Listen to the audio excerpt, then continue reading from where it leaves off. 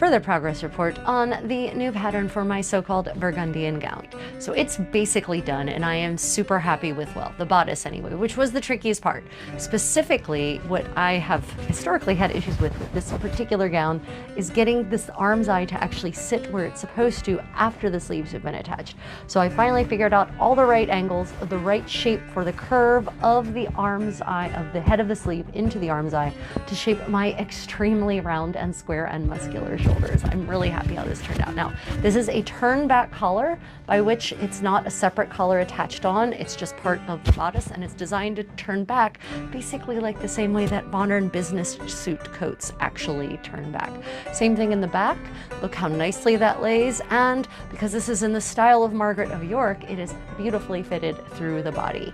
So of course there will be a panel. I have a stomacher that fits in here, but this is actually patterned on top of my kirtle as it should be and as it is, so that I can ensure that my arms can actually fit inside of it and comfortably sit, rather than the way my current Burgundian gowns are, which unfortunately were not patterned over top of any kirtles, and therefore the arm's eyes are actually way too small for my arms, my kirtle, and my smock to fit in.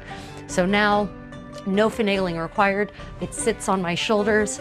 No matter what I do, it sits, it doesn't fall off, it doesn't slide off. And one of the keys to that, having this broad neckline in the front, is that in the back it goes up relatively high, right? But in any case, look, I've got basically full range of motion. In fact, the thing that's stopping me is my kirtle, not the gown pattern on top. So there you go. Next up, I just need to actually, now that I've finally fixed the sleeve cap to be what it needs to do, the whole sleeve is kind of migrated down, so now I just need to retailor that so that it's that nice slender shape over top of my smock and the short sleeve kirtle. So there it is.